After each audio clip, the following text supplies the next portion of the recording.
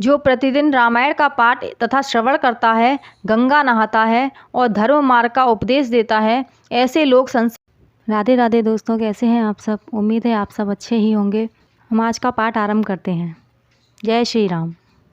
मंगल भवन मंगलहारी,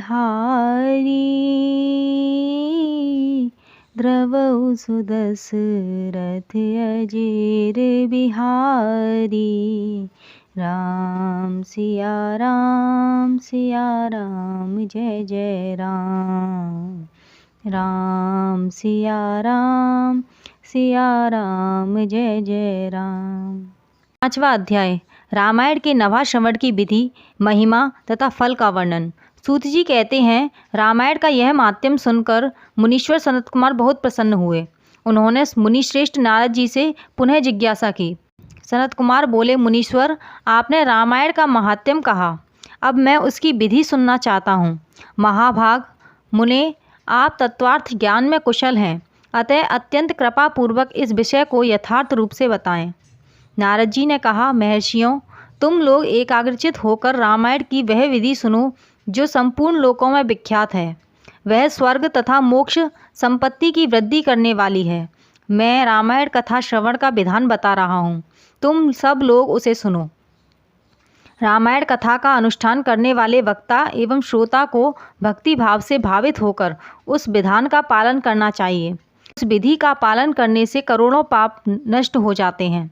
चैत्र माघ तथा कार्तिक मास के शुक्ल पक्ष की पंचमी तिथि को कथा आरंभ करनी चाहिए। पहले स्वास्ति वाचन करके फिर यह संकल्प करें कि हम 9 दिनों तक रामायण की अमृतमयी कथा सुनेंगे। फिर भगवान से प्रार्थना करें, श्री राम, आज से प्रतिदिन मैं आपकी अमृतमयी कथा सुनूंगा। यह आपके कृपा प्रसाद से परिपूर्ण हो। नित्य प्रति अपामार्ग की शाखा से दंत शुद्धि करके राम भक्ति में तत्पर हो विधि पूर्वक स्नान करो। अपनी इंद्रियों को संयम में रखकर भाई बंधुओं के साथ स्वयं कथा सुनें।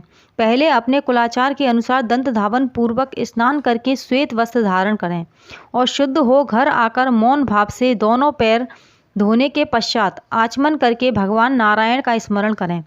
फिर प्रतिदिन देव पूजन करके संकल्प पूर्वक भक्ति भाव से रामायण ग्रंथ की पूजा करें।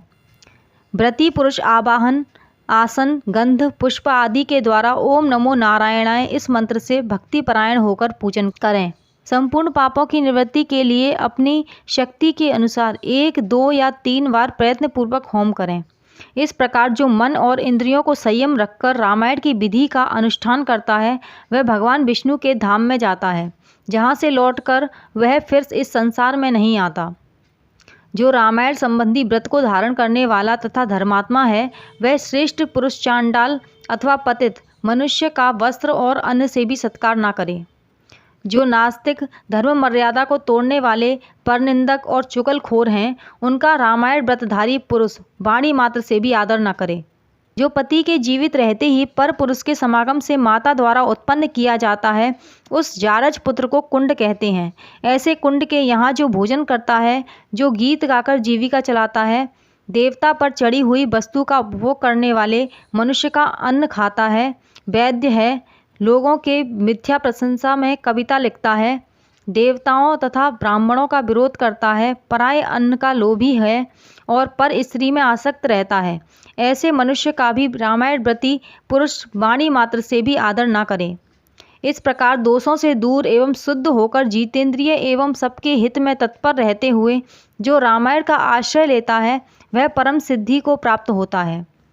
गंगा के समान तीर्थ, माता के तुल्य गुरु, भगवान विष्णु के सदृश देवता तथा रामायण से बढ़कर कोई उत्तम वस्तु नहीं है।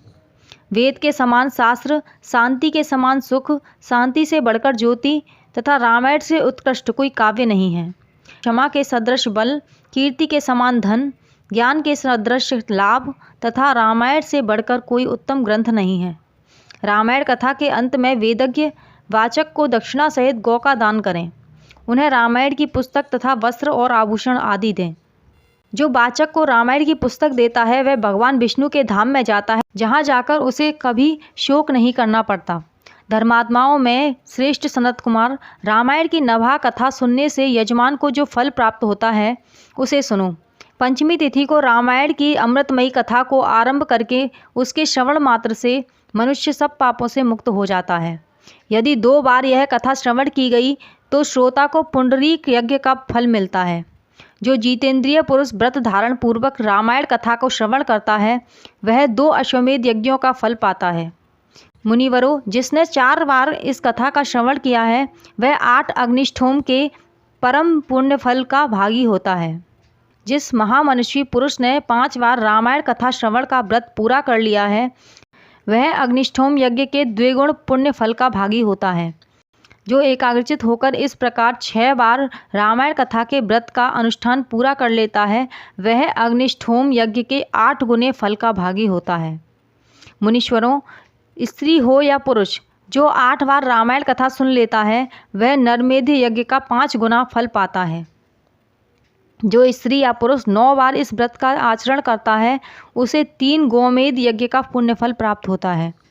जो पुरुष शांत चित्त और जितेंद्रिय होकर रामायण यज्ञ का अनुष्ठान करता है वह उस परमानंद धाम में जाता है जहाँ जाकर उसे कभी शोक नहीं करना पड़ता।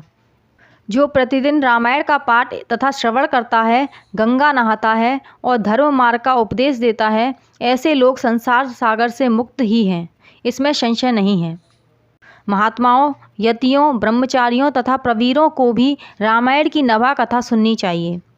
राम कथा को अत्यंत भक्तिपूर्वक सुनकर मनुष्य महान तेज से उद्दीप्त हो उठता है और ब्रह्मलोक में जाकर वहीं आनंद का अनुभव करता है। इसलिए विपेंद्रगण, आप लोग रामायण की अमृतमयी कथा सुनिए। श्रोताओं के लिए यह सर्वोत्तम श्रवणीय वस्तु है और पवित्रों में भी परम उत्तम है। दुःस्वप्नों को नष्ट करने वाली यह कथा धन्य है, इसे प्रयत्नपूर्वक सुनना चाहिए। जो मनुष्य श्रद्धा युक्त होकर इसका 1 श्लोक या आधा श्लोक भी पढ़ता है वह तत्काल ही करोड़ों उत्पातकों से छुटकारा पा जाता है। यह गुह से भी गुहतम वस्तु है, इसे सत्पुरुषों को ही सुनाना चाहिए। भगवान श्री राम के मंदिर में अथवा किसी पुण्य क्षेत्र में सत्पुरुषों की सभा में रामायण कथा का प्रवचन करना चाहिए। जो ब्रह्मद्रोही, पाखंडपूर्ण आचार में तत्पर तथा लोगों को ठगने वाली वृत्ति से युक्त है उन्हें यह परम कथा नहीं सुनानी चाहिए।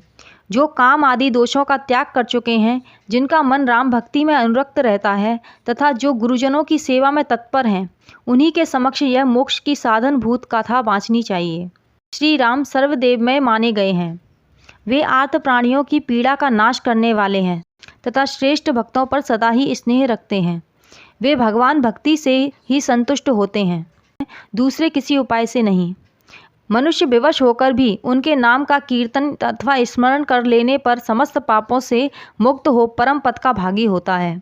महात्माओं, भगवान मधुसूदन संसार रूपी भयंकर एवं दुर्गम वन को भस्म करने के लिए दावानल के समान हैं। वे अपना स्मरण करने वाले मनुष्यों के समस्त पापों को शीघ्र ही नाश कर देते हैं।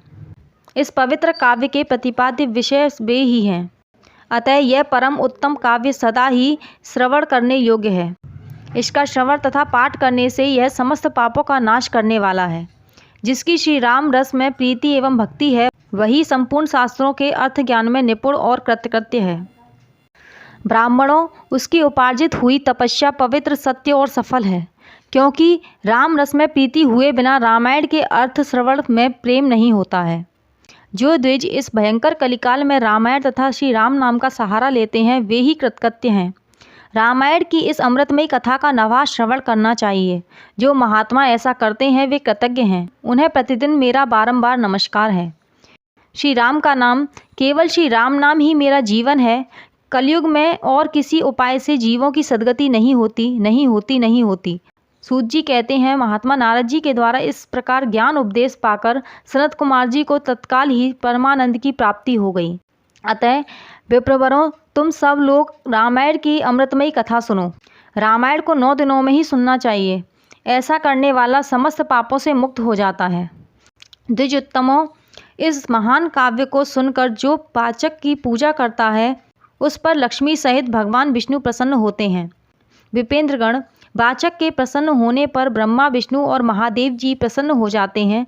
इस विषय में कोई अन्यथा विचार नहीं करना चाहिए। रामायण के वाचक को अपने वैभव के अनुसार गौ, वस्त्र, सुवर्ण तथा रामायण की पुस्तक आदि वस्तुएं देनी चाहिए। उस दान का पुण्य बता रहा हूँ। आप लोग एकाग्रचित होकर सुने।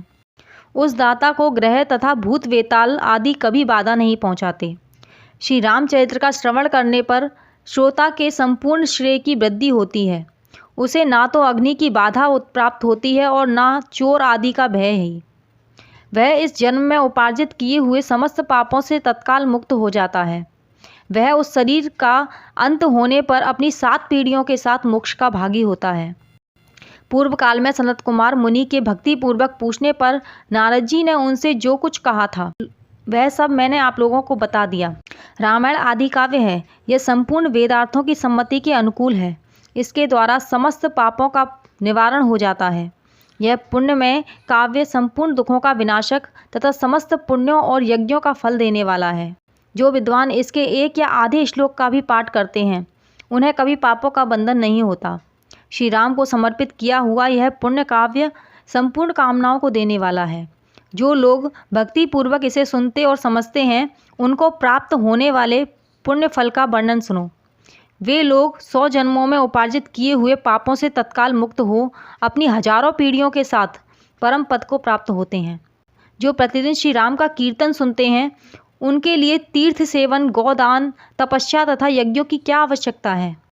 चैत्र, माघ तथा कार्तिक में रामायण की अमृतमयी कथा का नवा पारायण सुनना चाहिए। रामायण श्री रामचंद्र जी की प्रसन्नता प्राप्त कराने वाला, श्री राम भक्ति को बढ़ाने वाला, समस्त पापों का विनाशक तथा सभी संपत्तियों की वृद्धि करने वाला है।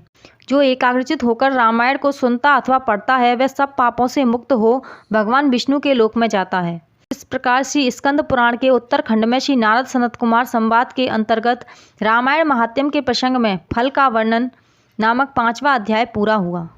मंगल भवन मंगलहारी द्रवौ सुदशरथ अजेर बिहारी। राम सिया राम जय जय राम। राम सिया राम जय जय राम। जय श्री राम। अब हम यहीं पर विश्राम लेते हैं। अगर आपको वीडियो अच्छी लगी हो तो लाइक एंड शेयर करें एंड चैनल को सब्सक्राइब करें। धन्यवाद। राधे राधे।